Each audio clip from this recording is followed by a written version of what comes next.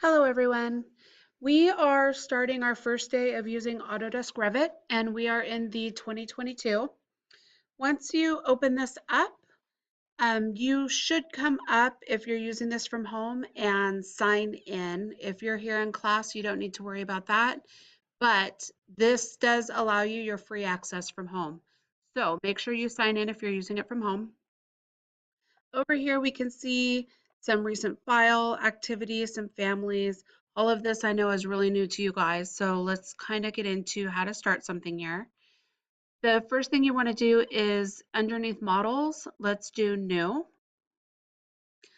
And there are some templates that set up a lot of the properties inside of the software for you.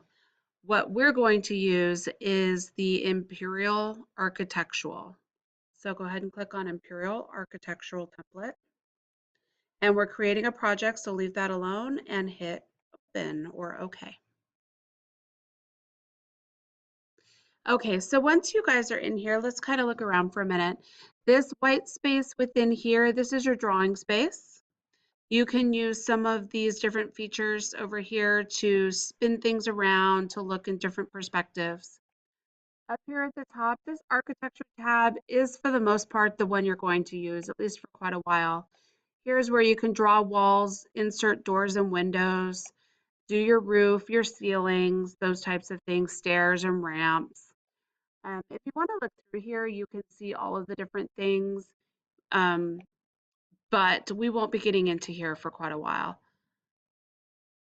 You can go ahead and look through. Let's go ahead and come back to architecture. Over here, you can see here it's talking about level 1. You can have multiple levels. If you're doing like a 2-story house, you can do both stories. It talks about your scale. This is the scale that it's set to. So for every 1/8 inch, it equals 1 foot.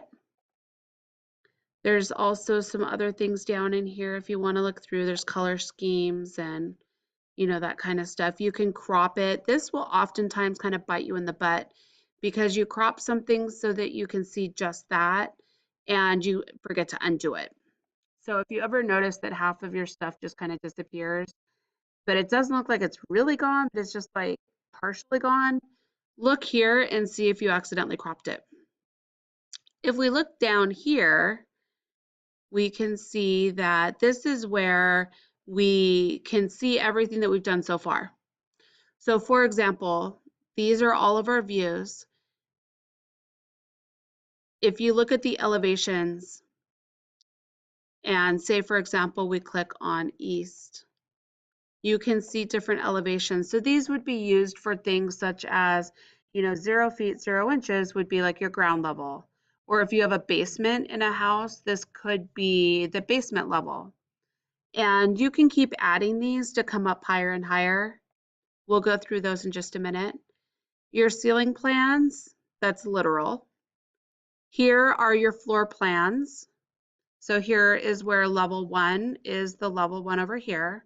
Level 2 is level 2 over here. So as you add more, this list will grow. If you rename them on either side, it's going to ask you, do you want to rename it in the other perspective that I'm talking about here? And you're going to always say yes, because there's nothing more frustrating than knowing that over here in this feature area, you have something called ground level, but over here it doesn't. So when we do renaming and such, always make sure you do that. As we look down here, there's families. This is where you can do your ceilings and your plumbing and your doors and your windows and all of those types of things. So this is pretty much where you can find just all of your stuff. I would like to point out that since I had clicked on east elevation, you can see it up here now. If we want to go back to where we're not seeing the elevations, we can look back at level 1. So these are just different directions. If I double click on my west elevation, we can see it up here as well. If you close these out, it does not change anything. It's just a different view that you're no longer wanting to see.